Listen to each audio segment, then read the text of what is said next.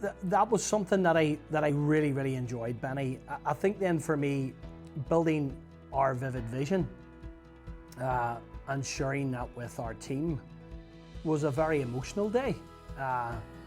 We had about 30 people in the room at that stage when I shared it about 4 months into the program. I remember at that point in time, I bought some cards and I wrote a card to every staff member. And after sharing the vision, really what I wanted them to know on the card is I was thankful that they were there. And I outlined what role I wanted them to play going forward, and that this business would be so much better served if they were in it and on that stage of the journey. In today's show, I am delighted to introduce an inspiring entrepreneur, Liam McStravick, the co-founder and CEO of TeamFeePay, a company dedicated to supporting grassroots football clubs across the UK and Ireland through its innovative SaaS platform.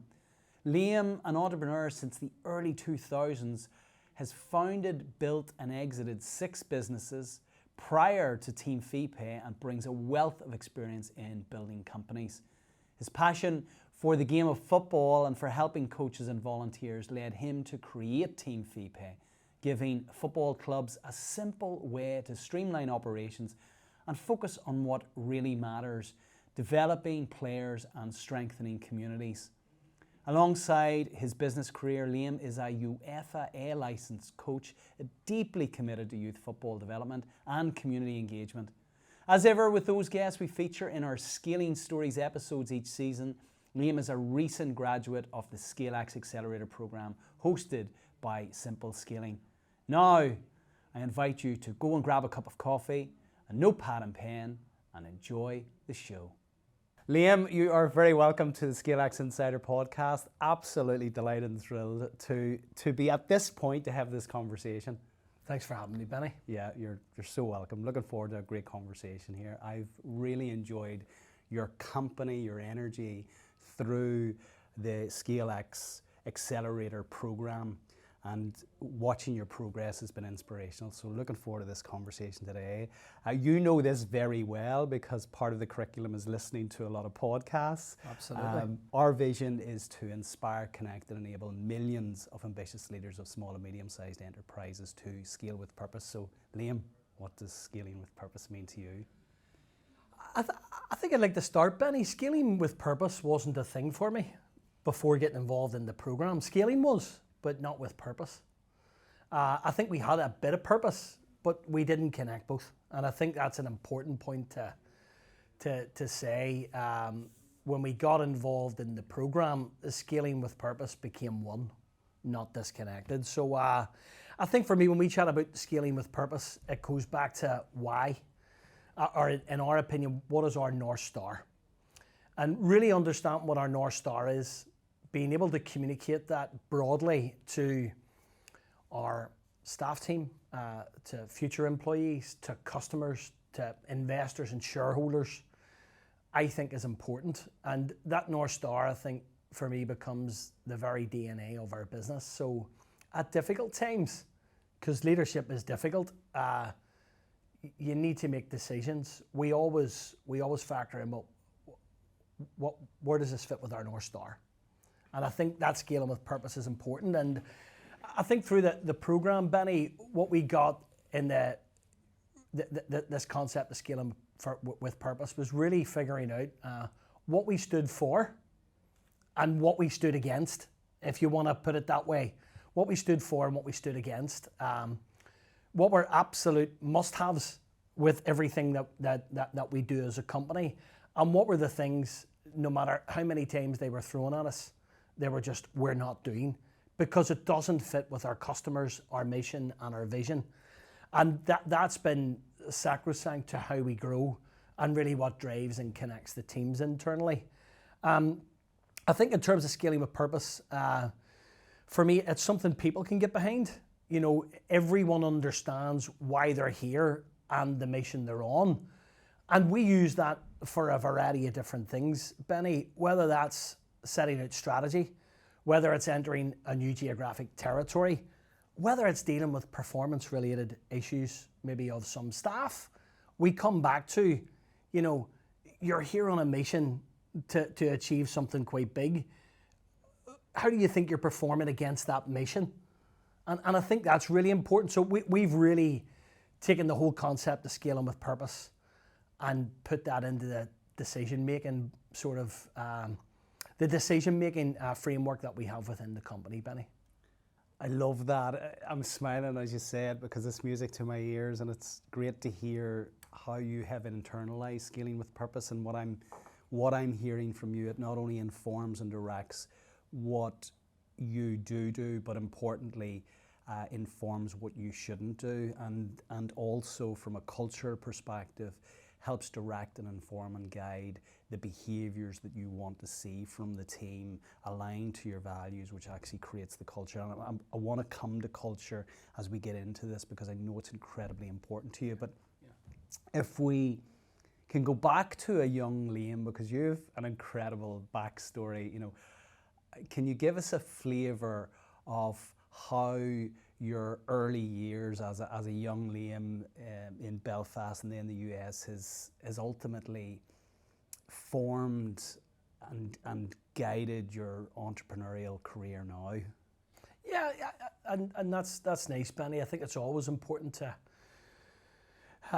be reminded about what shaped you as a human being, you know, and I think back in the early days, I'm a North Belfast man. I'm a very proud sort of resident of, or grew up in the New Lodge area of Belfast. My family was from there. My dad, my grandparents. So we were very much part of that fabric and that side of the Northern Ireland community, if you want to put it that way, Benny. I think once my mum and dad had their children, I think what mum wanted for me and for all of our kids was for us to be free thinkers and not caught up with, I suppose, the environment that shaped a lot of people. Yeah, this is growing up in the 60s and 70s in Belfast at a time where the troubles were really for me, kicking well, off. I'm born in 79, Benny. You might need to edit that out. So this was the 80s. But that was my mum growing up at those times, Benny. And I think for me, my mum just wanted a safe haven, and she decided when I was quite young to move us to America. My dad worked construction, and he worked awfully hard, and he instilled things like, you know, hard work, don't procrastinate. What you can do today, you do today. You don't leave until tomorrow.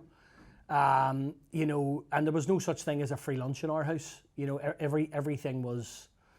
And we were treated and brought up brilliantly well, but Dad was in construction and a contractor, Benny, so it taught me, he was always thinking about the next contract, and he was always talking about, we're going to get a little bit more money in that contract, and if I can get these 10 men on and make £10 per day. So it was always around that idea of making your own way in the world. And Mum, she was a previous stitcher, but when we came home from America, Benny, I was about 11 at that stage, maybe a little bit younger than that. My mum set up a curtain making business, and I seen how she worked every day, got us off to school, did a few hours work, was still able to put the dinner on the table at dinner time, and then when we all went to bed, back to work again.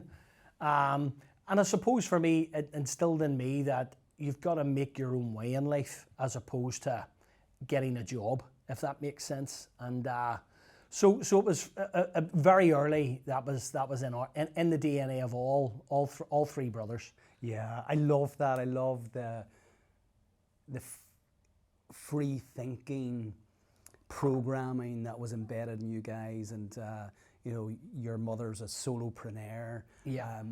The Irish mother is just an incredible breed. I don't think we'll have another breed like the breed of mother that we had.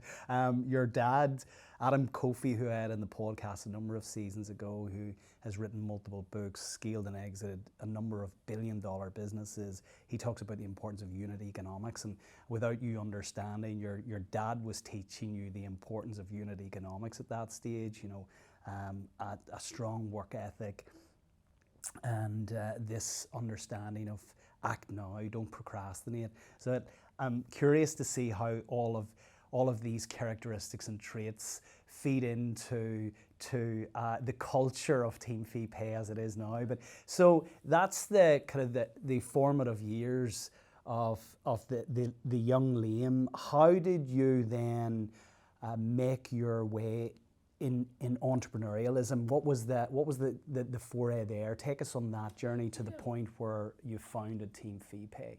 Yeah, I think early, again, to go back to my dad was a brilliant man and showed us all the right things, Benny, and I think we all need strong role models.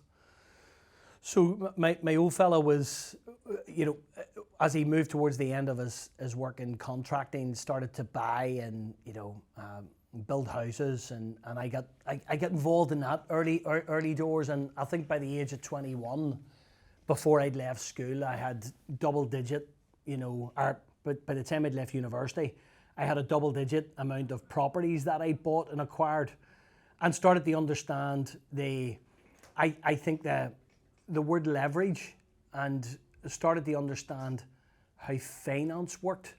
It's something you weren't taught in school. I went to St Malachy's and had a great time in St Malachy's, and my 3 A levels were maths, economics and history, but nobody was teaching me about the way of the real world, if you like. And in a grammar school, which you probably went to, Benny, you were really pushed into medicine or law or teaching, and I actually didn't want to go to university. I thought I was going to be a footballer. It didn't work out. I sort of had a few loans and bought some property, and realised that property goes up through time and I can refinance that property to buy more property. So I was a very early adopter to that. I then joined public life, which is I went to university, I studied sport. I loved my time in sport. Actually wanted to be a PE teacher. Ended up in public life, organising things like the Belfast City Marathon and events about the city, the World Boxing Championships. I had some great role models and mentors, and guys like Cormac McCann and Mervyn Elder, just unbelievable people. But what the big organisations taught me, and this is not because we all have our place in the world, was there was a sort of pecking order, to grow in those organisations or to lead in those organisations was probably going to take multiple decades, just the way they're set up and structured, because typically there is the head of a department leaves and maybe the manager jumps up and then I jump up into that role. And I didn't really want that. London 2012 Olympics was announced around 2004.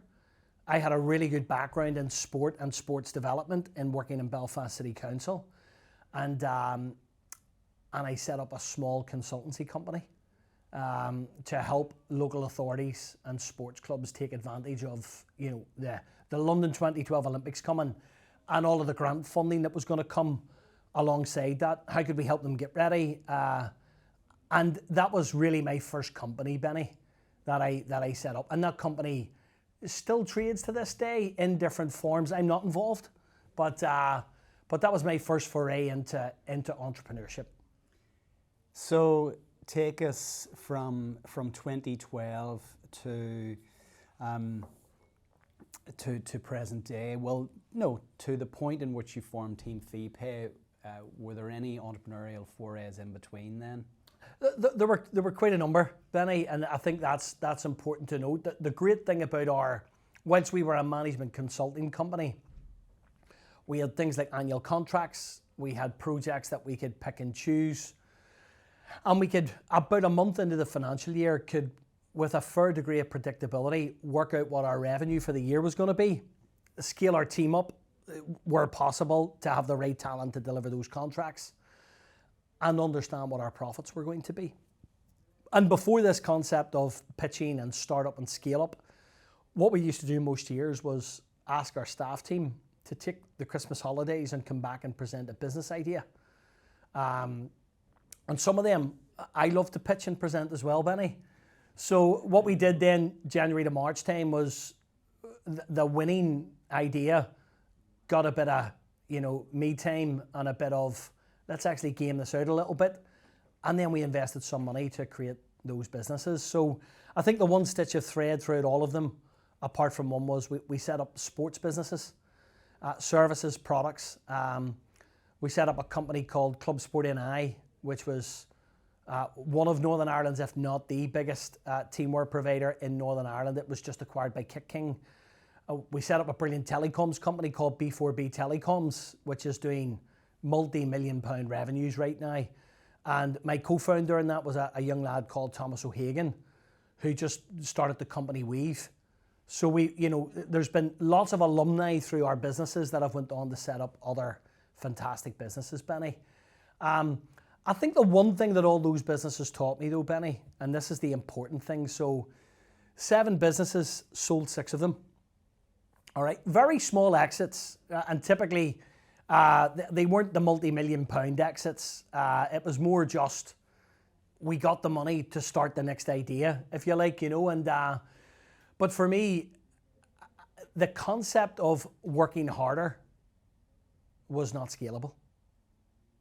Okay, and in order for me to earn double the money that I wanted to earn in that year for my life and my family, I had to work 2 and 3 times harder and more hours.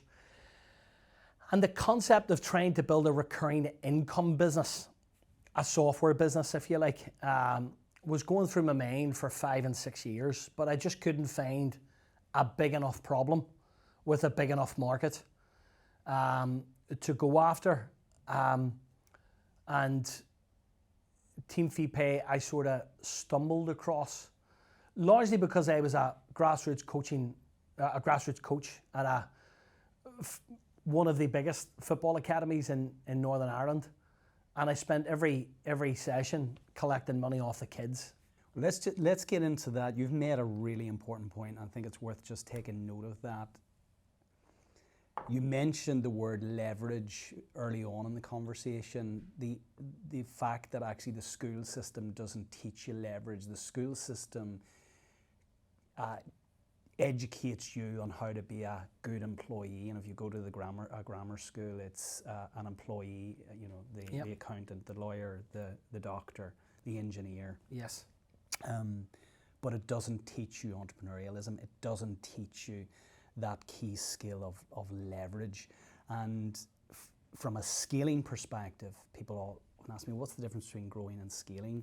Growing is doing more with more, more hours, more people, more resources. Scaling is doing more, but with leverage. Yes. So it's really important just to call that out. The fact that you realize that 7 companies in that I need to better leverage my time here in order to create something that is ultimately scalable and will be scalable independent of me, which is so critically important. Absolutely. As well. So you were coaching on the ground in grassroots football. Again, the sporting theme comes through loud and strong there. The collecting money. What was for those who don't have kids playing soccer during the week and going to the Saturday game, what was the problem that you were trying to solve, and when did it dawn on you that actually this is a big enough problem for me to actually begin my 7th entrepreneurial venture? Yeah. I think there were 3 things happened all in a very short space of time. And so I was coaching, as I say, I don't want to name the club names, but a fairly high profile academy. And every session I was taking money off the boys. And if the boys were like me when I was 13 or 14, if I thought I could get away with not paying £2 and go to the session, I'd do that, right? And just boys being boys, if you like. And at the end of every month, I had the pleasure of handing over a bag full of cash to the club treasurer, who was a volunteer. And knowing that within about 24 hours, the volunteer was going to ring or text me and say, Liam, you're short. And every month, whilst I was a volunteer, I was throwing 30 and 40 pounds in just to make up the deficit of some of the kids not paying. And I was thinking, there's got to be a better way. And that was from bottom up. From top down, I was working with another club who were going through a fairly significant grant funding process. And they got about £1 million in grant funding, and it was central government money, so they sent in Department of Finance and Personnel to do a quick audit on the club, good health checks and governance, before they would part with their cash. They did a bit of an audit on the club, and they came back and they suggested to the club that the academy should start to think and investigate becoming cashless. Because right now, 300 kids collecting £20, we can't really account for that in your accounts. You're not doing anything wrong, but we just think going forward, you should think about. And I thought, okay, bottom-up problem that I'm experiencing. Government don't want to give some money, are now saying this is going to be a thing. I then looked in the market, Benny, and didn't really see anything. And I spent some time on a holiday in Florida. I'm a Disney freak. My kids love Disney. And I had the opportunity of meeting a brilliant young entrepreneur in Florida who told me about his startup that he had just sold for $54 million. And in truth, I then just started to quiz him over the bar. So how long were you going? He says, we're about 4 years in. And I'm like, okay, so how much money are you actually making? And he's like, we're not making money, we're losing money. Hold on, what does this mean? This isn't real. My dad would never have got into that business. This doesn't make sense. Yeah. Oh, and it was like, no, and he said to me, no, my shareholders have prioritized growth over profitability. And I was like, tell me what that means. And the young chap gave me a book, How to Build a $1 Billion App. So those three things happened within a 3-month period. And meeting the young entrepreneur in America, and I actually can't remember the guy's name now, but he gave me the book. And so up until that point, the 6 ventures prior to that, coming from your dad's mentorship, that, for us, sales is vanity, profit's sanity, cash is reality. I mean, all of these businesses were profitable, were generating cash. Yes. Sound fundamentals absolutely of what we perceive a business to be, and all of a sudden that's turned on its head. This guy in 4 years has exited a business making earning revenues of $54 million. Sold his company for $54 million. A multiple of revenue, but not profitable. Yes. Venture backed then. Yes. And he's handing you a book about how to create a $1 billion company, and all of a sudden you're piecing together this problem that you have at a grassroots level, and the fact that actually this could be a global this could problem. Be a thing. And Barry, that was it. What year was that, Liam? I'm going to say that's 2015, 2016. Right. Okay. Yeah. Because therein lies another problem, Benny. Right. So 2015, 2016. This happens. It was that summer. Read the book, and you're gonna find this hard to believe. Bernie and the kids went off to Magic Kingdom. I sat in the hotel in Disney, and I wrote the business plan that night for TeamFeePay. And that 4-page business plan is as valid today as it was in 2015 or 2016. What happened, Benny, was you come back from holiday, and you go back into firefighting mode. I've got contracts to deliver. I've got payroll to make in the existing businesses. And that entrepreneurial spirit and that creative thinking you have goes out the window. This is really interesting. Let's dig on this, because every single thing that we enjoy in our lives has been created twice. First, it's been created in the mind of the entrepreneur. Yeah. And then secondly, it's been ultimately created in reality. And I always advise entrepreneurs to be mindful that inspiration is perishable, so that you should act on it when it happens. So this is really interesting. So you're on holiday, the mind's starting to kind of de-knot. You've had time to read a book, really, you've met some interesting people. You're marinating in this idea, and then you go back to the day-to-day grind and the existing business. So what then was the catalyst? How did you move from, making sure the mortgage was paid next month and Bernie and the kids were happy, to actually starting this business? Next step. I think, Benny, for me, there was a 6-month, because I had a couple of partners in the business, and they're actually my co-founders now in TeamFeePay. So I think the first response from my co-founders was, here's another one of his ideas. And then second of all, he's talking about software. Like, we can't turn a computer on.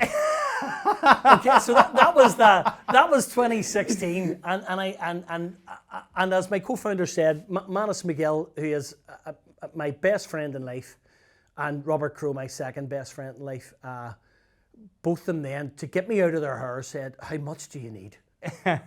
So no software competency within the existing businesses, those businesses steeped in sports, but typically sports consultancy. Yeah. And now you're pitching an idea that requires you to actually scale a software product. Yeah, to build a software product that we didn't know. People started to ask us about what language and what code, and I was like, I thought there was just one. You know, like we were that naive, Benny.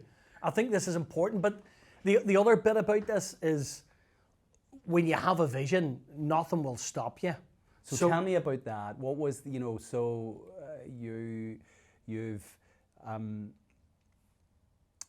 let the guys marinate in the idea, and is it a case that this idea is really this idea won't leave you, like you're possessed by this idea?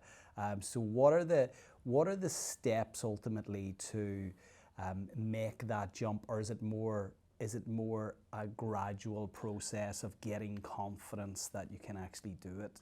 I think it's both, Benny. So you're steeped and you want to proceed, and you can see the problem, and you're talking to other clubs and you're validating the problem, and you're saying, oh, this actually is a problem. One of our current shareholders right now is a Northern Ireland venture capital fund called TechStart. So TechStart at the time were getting the ecosystem off the ground, and they had what was called proof of concept grants.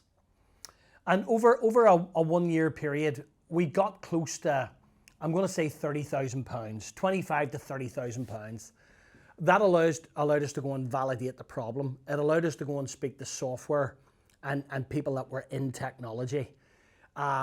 We were then able to go and contract a software company to build what I would call a minimum viable product that we could test. So without that intervention, Benny, from TechStart, I'm not so sure we would have went to the next stage, because it was pretty much risk-free. Now, on top of that 30,000, we had our own money to put in and our own time. So that was absolutely massive. And sometimes people undervalue what in reality now is a very modest amount of money, but it gives you that belief to go to the next stage. And a third party giving us that belief and then saying, here's a little check, and there's no rules. Just spend the money on what you said you were going to spend on, and come back and tell us whether you think you have a business. That was 6 months of me being able to go and spend the time validating, and we validated that there was a huge problem, that we had a solution that was going to fix that problem, and the next thing for us was, well, we now needed to get into business and raise some money to go and build this company. When was the eureka moment, the moment you were comfortable and confident that actually there's product market fit? Actually, you've identified the problem, you have sourced those who can build out this solution, you're bringing both together. Was there a champagne moment when it was validated that actually this product is going to solve this problem. I can now scale this? I think there's a couple of things, Benny. I think the first champagne moment for us was a club dear to your heart and my heart and our heart, Loughgall Football Club. They were our very first customer. And Ernie down there, who is a dear friend and a titan and a Goliath in the world of Northern Ireland football, said, yeah, I'll give you a crack. And he gave us the crack, and the night before, saying our prayers that this was going to work. We'd written the code, we'd done all the tests, but there's nothing like it going in the wild, and we collected close to 200 payments instantly. And we were able to report on who paid and who didn't pay, and it was just a eureka. It was, this is going to work. And at that point in time, it was, right, we need to go raise some money, because we were earning really good money in our other businesses. But you can't have other businesses, Benny, if you're going to take venture money. You've got to go all in. So I had a bit of, trying to move away from the old business and still keep people very happy because you had relationships with them, and you were maybe going to sell to some of those people with your new product, and then raising money and giving people confidence that you were going to go all in. That's really interesting. I mean, you know very intimately, psyche is the very first principle of our ScaleX 10 principle framework, and your psyche will either empower or disempower your scaling trajectory.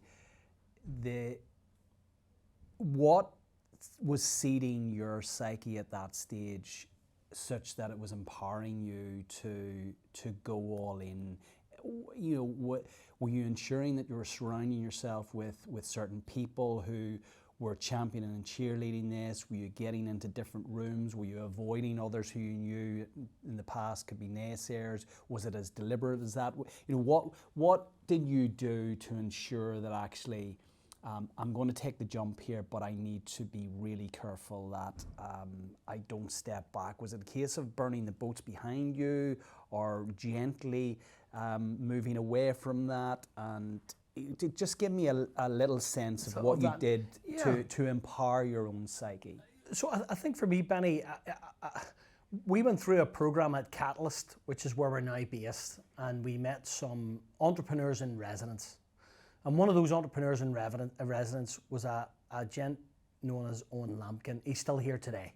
He's still a great entrepreneur. Every time I'm in the canteen queue, I buy him lunch because he just had such an impact on me. And his line to me at the time was, and I always use this phrase, "Oh, Liam, what are you doing? This is," and to quote, "this is a gazillion-dollar company. Like, what are you waiting for?" But there's still that, I've got to pay the mortgage, I've got to do all these things. So for me, what we did, Benny, was we were trying to build this business in the background and build a little bit of product market fit. Could we get to 50 customers? Could we get to 100 customers? And they were all in Northern Ireland. They were all in Northern Ireland at that point. And we were in football and in sport. So winning those customers wasn't going to be difficult. It was just time, because we were still trying to run the other business. I then met through Catalyst and through Owen Lampkin, I met my chairman, Michael Black, who you know very well. Michael has been a huge member of the Northern Ireland startup ecosystem. And Michael sort of helped me really figure out what the next steps were. If I was going to jettison the old business, if you like, and move into this, what I needed to do. And he made it really easy for me. He set me tests. And for a period of about 18 months, he gave me his time for free. And I remember at the end of that 18 months, just coming into COVID, Benny, he said to me, I asked him, Michael, I'd really like to chat about investment now. When can we chat about investment? And he said, well, what do you think we've been doing the last 18 months? So the whole way along, Michael had been setting us up for, and me in particular, getting ready to go and pitch to third-party investors and angels to raise our seed round. So it was more gradual, Benny. And as I stepped away from the old business and got more involved in TeamFeePay, the other guys handled that side of the business.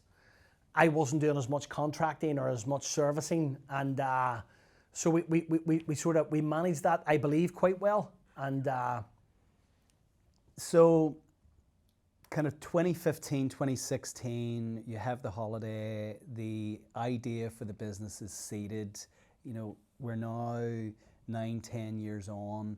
What have been some of the real challenges that you've encountered along the way? I mean, Michael had set you a series of tests.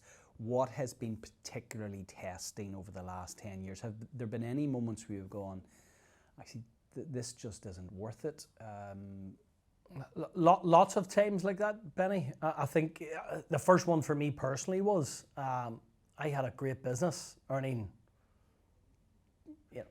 a super amount of money, and I went back on payroll at a very at a fifth of my salary, my previous salary, because I was all in.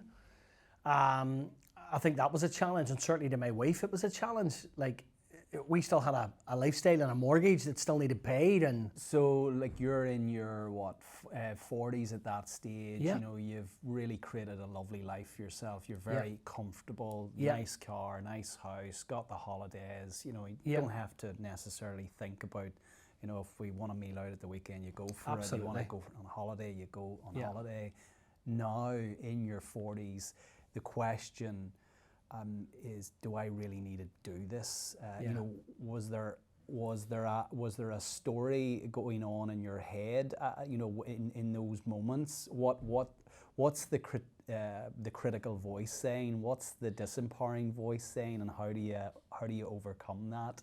I think the first disempowering voice, Benny, was when I got my first paycheck. And in fact, and this is not a sob story. It didn't come close to paying, you know, half of my direct debits every month. And that was right, okay, what do I have in savings and how long is my personal runway? Okay, and some people don't hear these stories, but you know, 12 months in, it's like, you know what, I'm all in here, remortgage the house. And even though we had venture money, the point was I was earning an amount of money which was level. It was an okay salary, Benny. But for me, I had to remortgage the house so that I could give myself another 12 months runway, so that we could achieve a milestone in the company, which meant then, do you know what, I could actually pay myself a little bit more. What were you telling yourself to actually go and do that, and how are you convincing yourself and your family that actually this was the right thing to do? Because back to empowering or disempowering, like, there would have been nobody at that stage who would have criticised you if you'd have said, actually guys, you know what, this is a step too far. You know, remortgaging the house, I've worked all my life, I've 6 companies behind me, I don't need the 7th to jeopardise everything that I've done so far. Tell me a little bit about that. How do you keep the psyche up? Well, I think there's a few things. I had just such a strong conviction in the business. Like I had, and this is without understanding things like scaling with purpose. But we were winning customers at a rate of knots that I would call the incumbents in the market, not necessarily the football market, but the more wider sports tech market. We were winning customers much quicker than they were. We were having inbound traffic. We were, of every 10 customers that we were winning, 9 of them were in England, and we were doing it from Belfast. So all the early signs were working and were going really well, and it was just a matter of time, Benny, and going through the hard yards.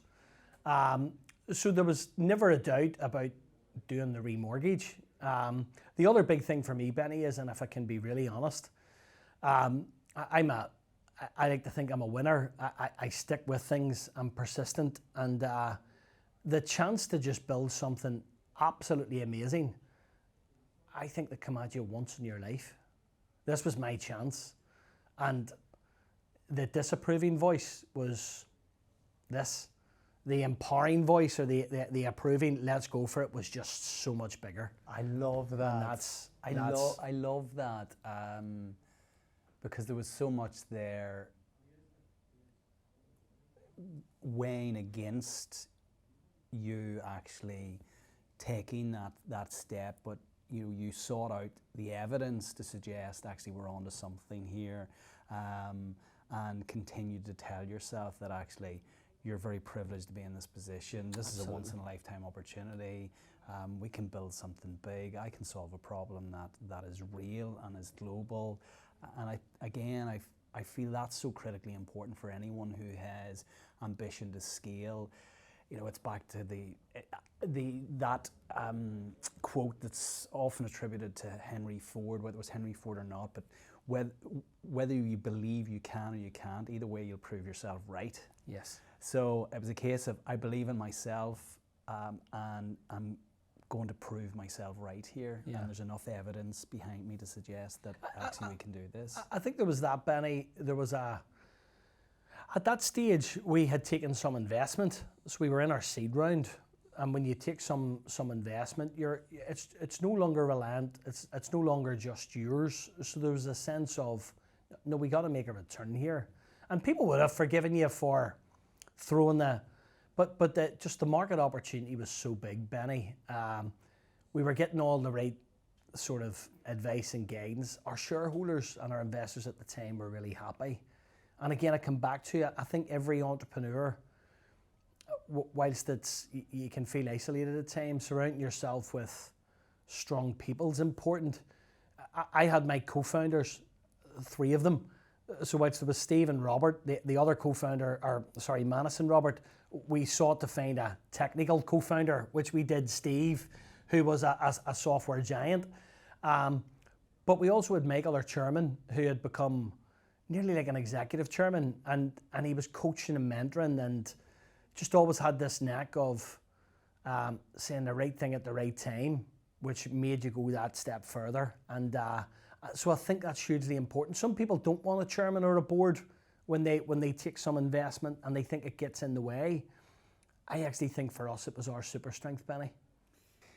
You picked a really good one there as well. So Michael is revered across the tech industry in Northern Ireland.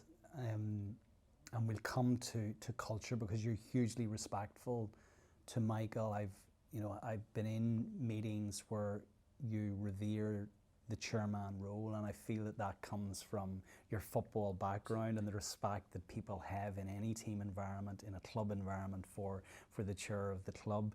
We'll come to that, but keen to poke a little bit further. Any other challenges that presented sleepless nights?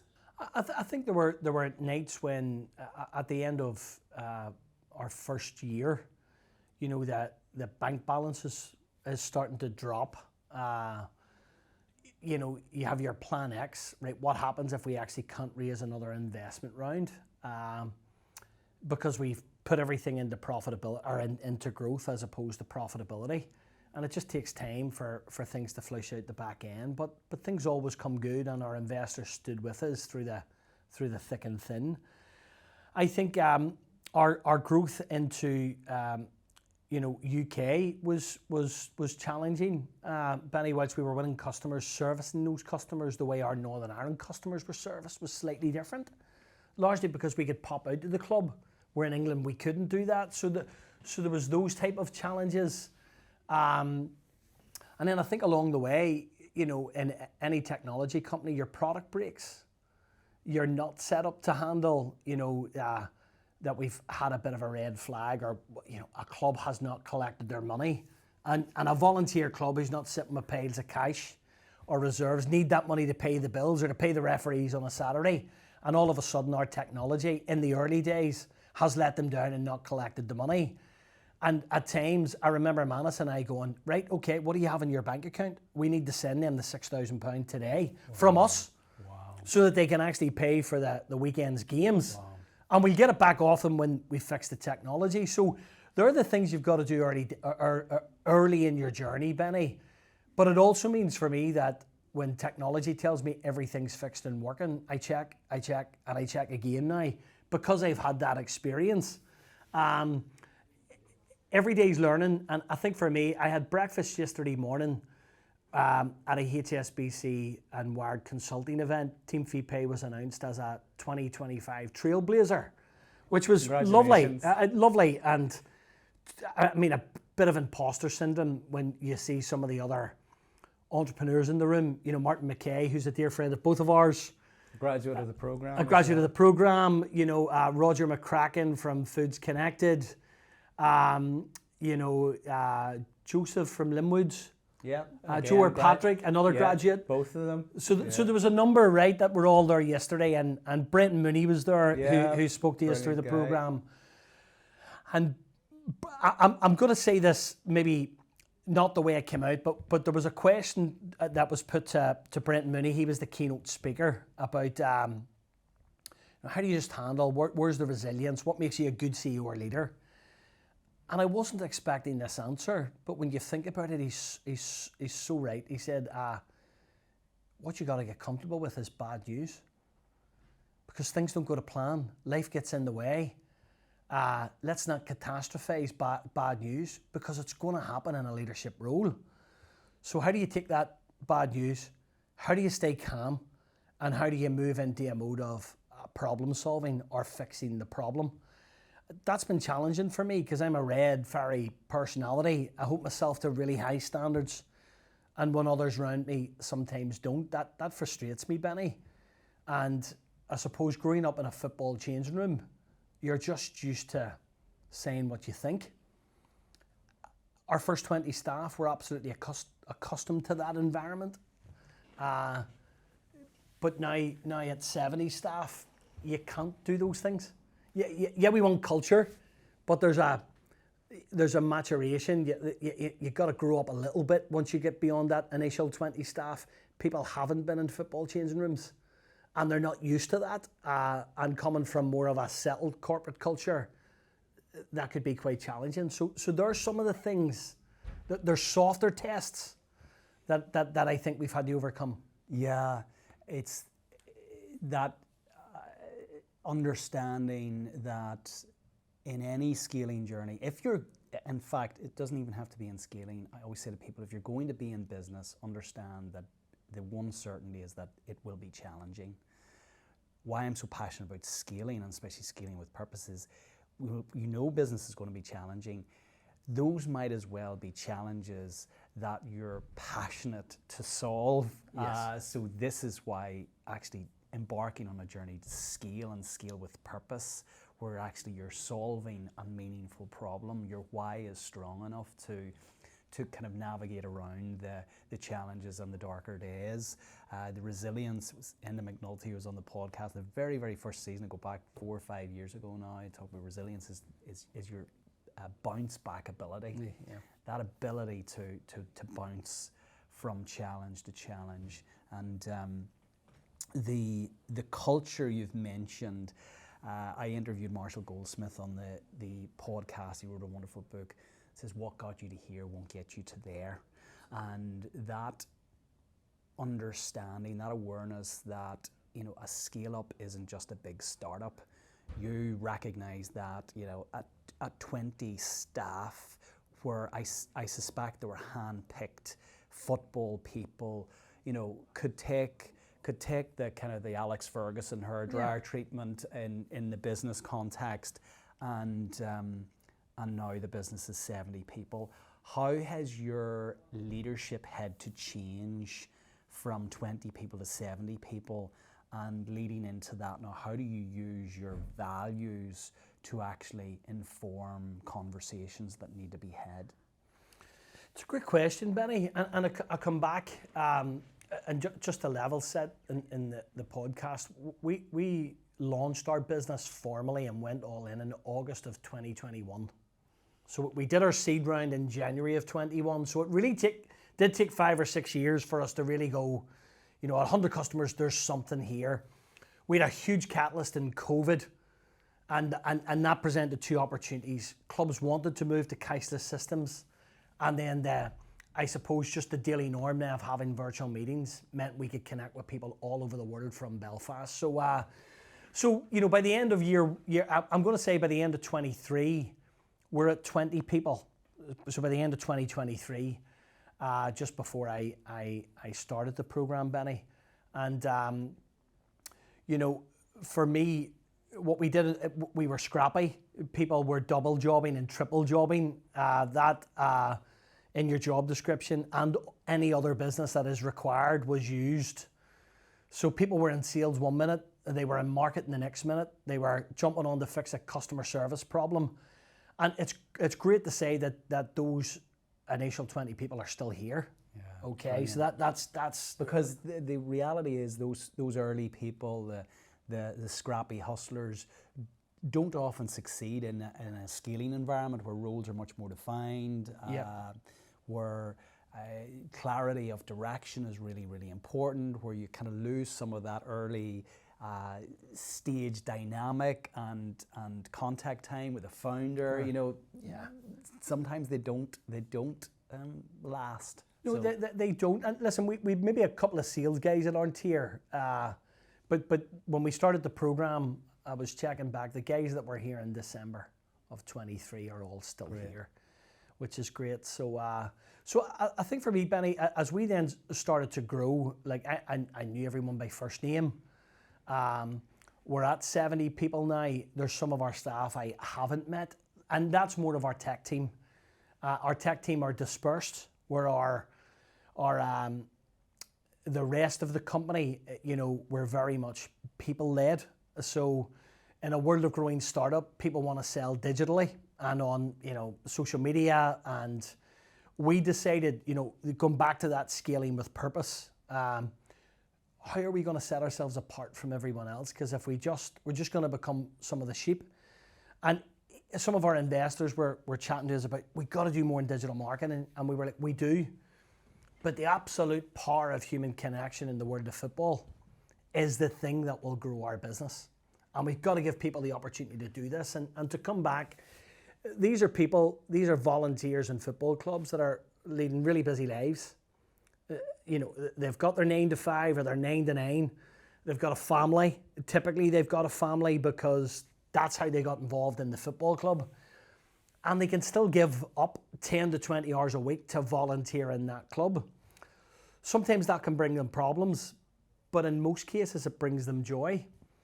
And actually creating the space for a football volunteer, Benny, to talk about their club, you just see the non-verbal communication just lift. You can see the mood lift. They want to talk. Create that space for them to talk.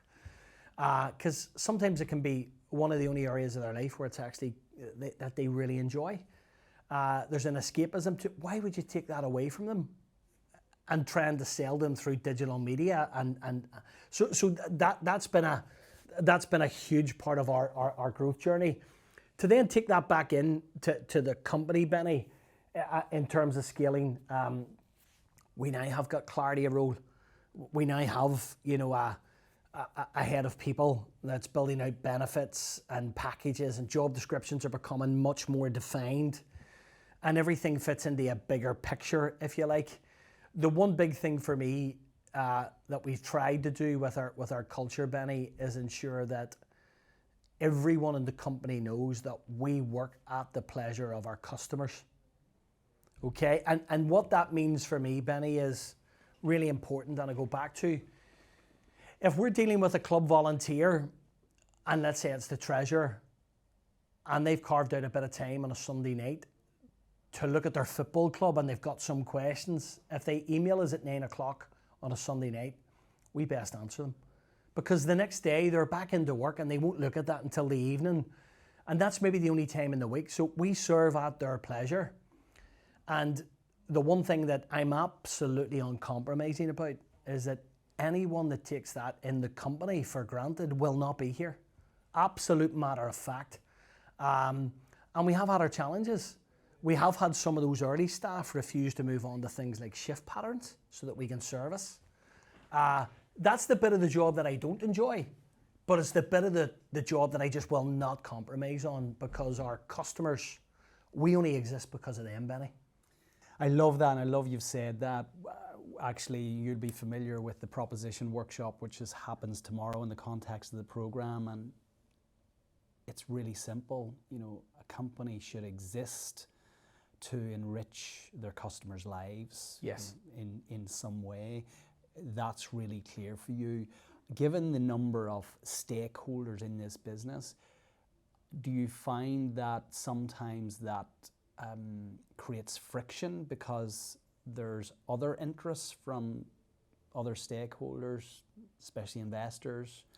Yeah, I think we've been really lucky, Benny, with our investors, because they've supported us on our growth journey. They understand that the business domain upon which we're selling into is niche, a huge market, and normal business rules don't apply, if you like. So this idea of selling one to many, we can sell one to many, but you know what? It won't succeed. And our go-to-market strategy over the last 3 years, we are the fastest growing in the world by some distance, Benny.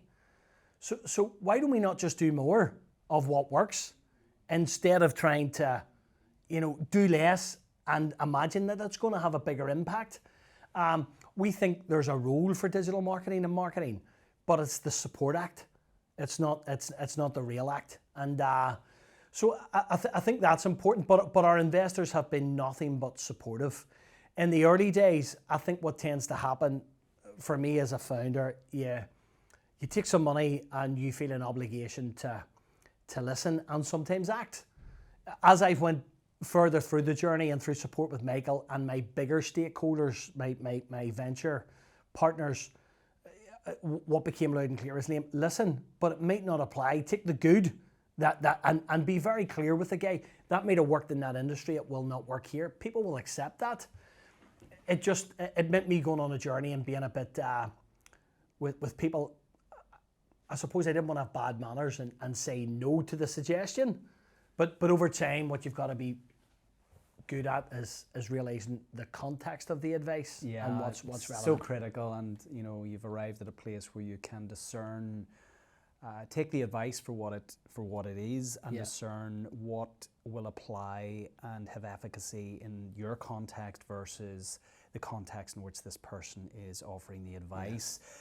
You've alluded to the program right from the get-go. You've had 6 entrepreneurial ventures prior to founding TeamFeePay. It would be fair to say, to step into a program that's supporting you on scaling is something that you could say, hold on guys, I've been round enough corners here. Thanks but no thanks. What motivated you to step into a program, 12 months, big commitment, that others might say, Liam, you don't need that. And I think that's fair, Benny, because you said, I mean, your company, ScaleX, sells to, a very small subset of people in the business community that tend to believe they're right or they know what they're doing, and sometimes to let the guard down is a vulnerable thing. I guess for me, there were a couple of things that I really loved about the program. As I say, I'd been through the Springboard program. I'd spent some time at MIT through Catalyst on how to build an innovation-driven enterprise. I had great mentoring from investors and stakeholders linked to the business. And I had this background and experience, but the one thing that got me about the program, the real interest for me was that it was about me. It actually was not about the company. This was about me. This was about leadership. This was about, I remember our very first conversation. It was over the Christmas period, Benny. We just had an unhealthy fry sitting in Grand Central. And you said to me, Liam, you got a vision. And I think like most entrepreneurs or people leading a business, I said, of course I do, Benny. And you said, well, describe it to me. And then I started to describe it, and then it was like, that sounds a bit crap. And I don't mind saying that, Benny. And you started to ask me a few questions that just unpicked, you know what, there is something here. I then talked to some people that had been on the program, Martin McKay being one of them. And the big thing that hit me, I like to think that Martin's business is one of the most successful businesses in Northern Ireland. I'm really lucky to have him as a shareholder. He comes into the office once a quarter. And if Martin McKay, in all his wisdom, can tell me that this program helped him, it sure as hell was going to help me, Benny. So I think the thing I loved about the program, Benny, early doors, was this concept of why that I'd never thought about. The concept of me as a leader. So it wasn't just about the business. It was about how I deal with situations, bad news. Like take it in, breathe, think about your reaction when you get that news and how that can have an impact on everyone around you. Decision making, taking some time for yourself. And I think the one thing, Benny, that I've really done since the program, and maybe just before, I take 4 days out every month. I go to Spain, I'll go walk the Cave Hill, I'll take 4 days on my own with my wife and family. I think it helps me sharpen the axe. Yeah, I love that. The company was founded and the idea was seeded on that very moment where you'd taken time out of the business. Yes. The best ideas typically aren't found around the boardroom table when you're under pressure to come up with an idea. They are in those moments when, but we forget about those then when we're in in the weeds of the business. We forget what made it successful and give us the strength and the capacity to navigate those challenges. Often when we get into the business, so we're passionate about leading self first before you lead others, before you lead the organization. Absolutely. And we come to this from a place where it's you understanding that even though you're a founder of this business, if you want to create something that lasts, look at it as an organization, as an entity that you serve, and that your identity isn't completely wrapped up in being the founder of this business, but that you're actually coming to it from a place of privilege, that I have the privilege now to do something quite great. And at some point in time, it may be appropriate for me to step away, because actually my skill set, my competency will get it to here, but ultimately, and I want to leave the jersey in a better place, but ultimately somebody may be better placed to actually scale it further. You came in, and you mentioned right at the outset, you came into the program, the business had hit that magic 1 million ARR, incredible. Yeah. You had 20 people. Today, you were sharing with me before we started recording, 5 million ARR, which is brilliant, congratulations, and 70 people. What would you say, because I've never participated in our own program, what would you say have been some of the greatest wins for you, other than those you've alluded to, in the context of supporting you, to 5x in a short space of time? Yeah.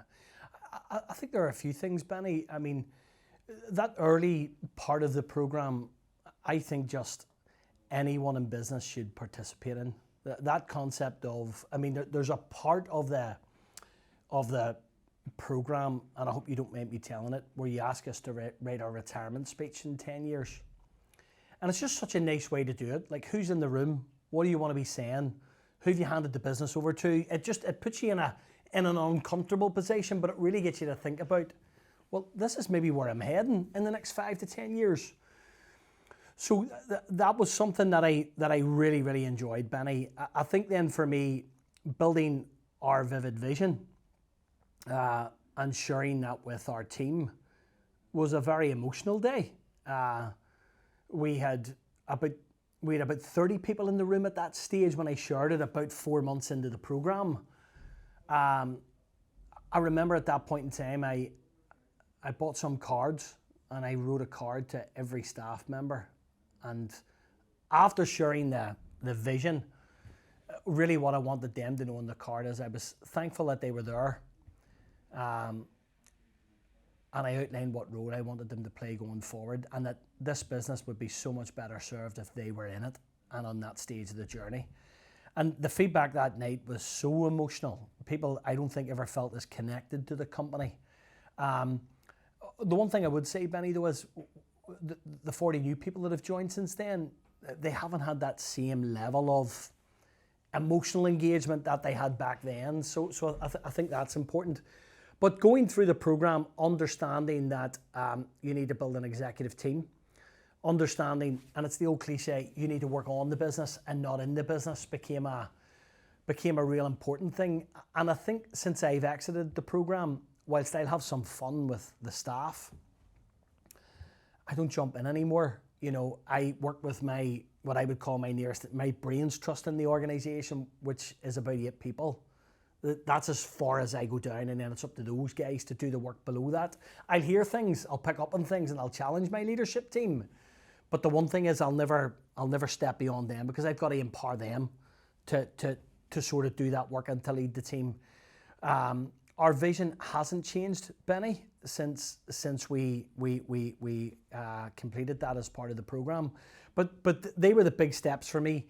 I think then really understanding the concept of people and how important they are in the business. I was chatting to somebody last night, and they were saying, if you were mentoring a young, Liam McStravick, who was starting in this journey 4 years ago, what's the one bit of advice that you would give him? And I said, simple: team and people. A team and people. Product's one thing, you can build product and you can chat, but unless you have the team and the people, and they're bought into a vision, that's much more than just picking up a salary. They care about the customers. They deeply care about the product, and I'm really lucky to say that all of our staff do, Benny.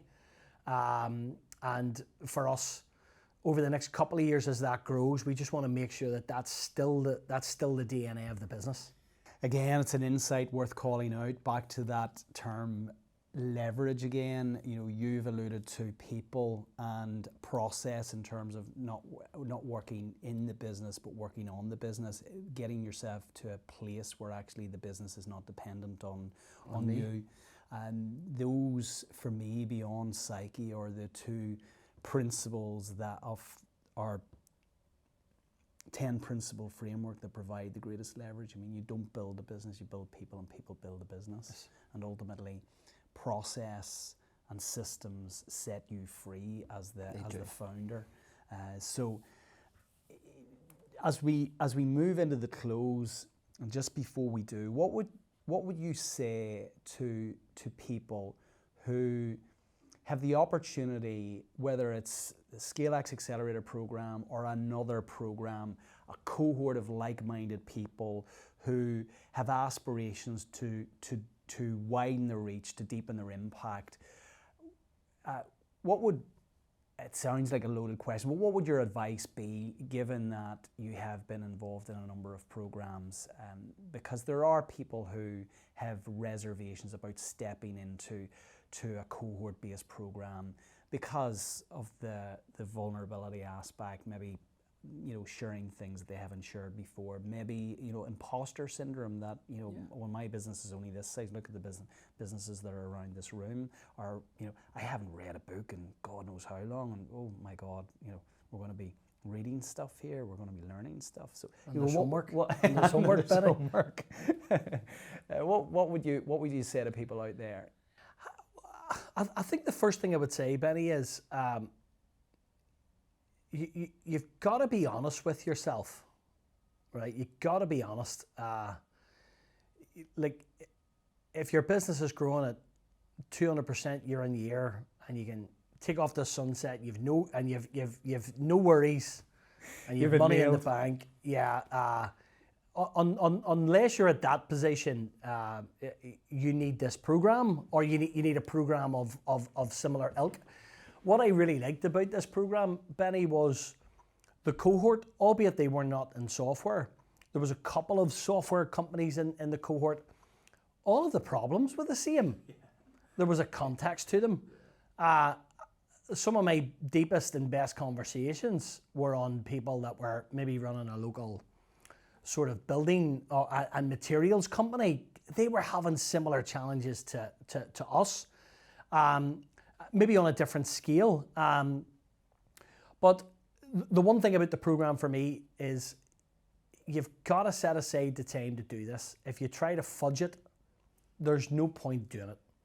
If you're going to invest the time and the money to participate in the program, I think you've got to go all in. And I know for you, Benny, you'll come back to me, I wasn't the cold water therapy. I was that one black sheep. But there were lots of the principles I got that allowed me for me to become a better leader in the program.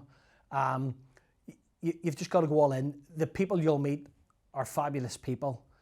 They'll all be whether they're further ahead in the journey or a little bit behind. There's lots of wisdom, lots of really good intent. I have made personal friends. I mean, we all heard just this morning, Paul McKernan just sold his company. We're as pleased as he is. He was a trailblazer in the industry, and get to spend a year working alongside him, fabulous. You know, the McStravick brothers, just unbelievable, deep thinkers. You know, I just had the best fun.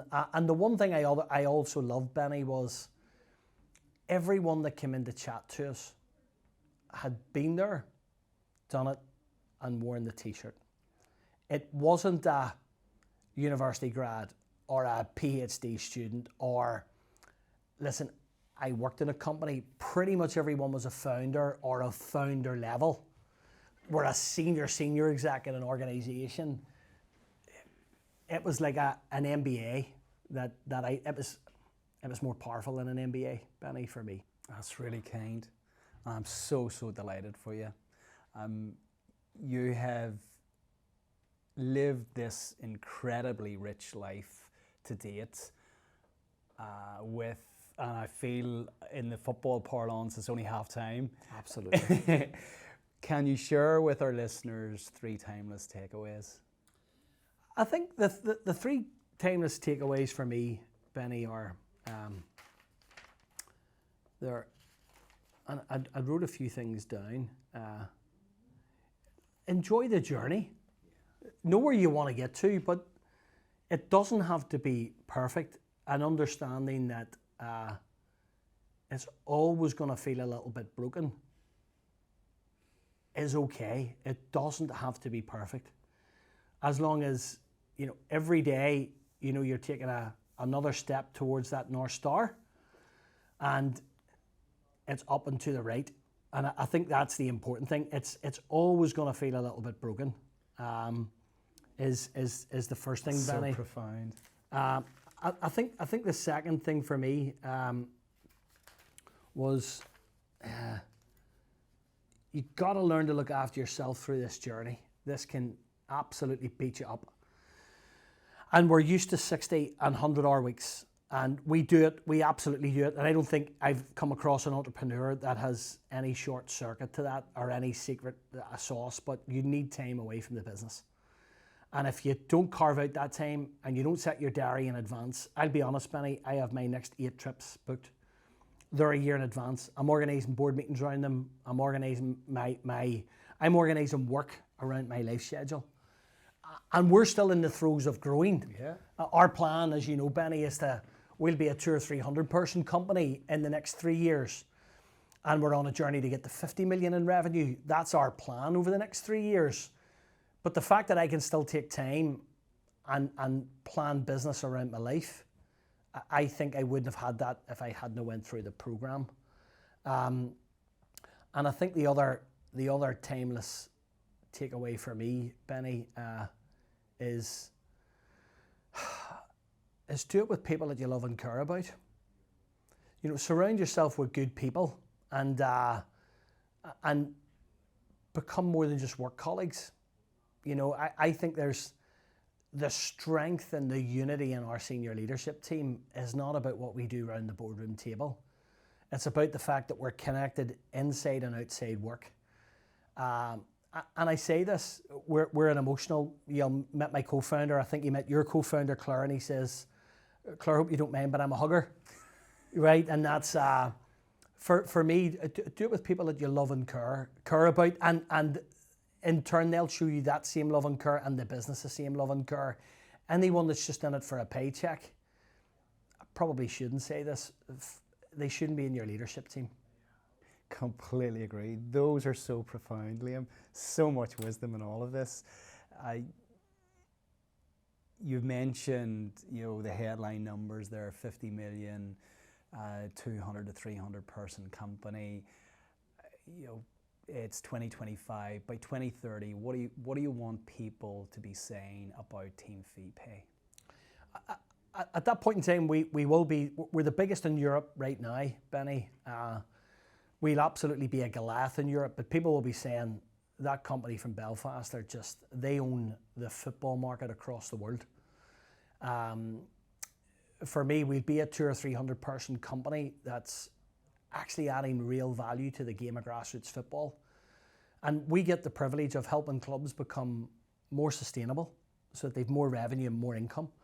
We give volunteers back time that they would otherwise spend doing things, mundane administrative tasks and regulatory tasks that come with running a football club. We free them up so that they can be out on the football pitch coaching.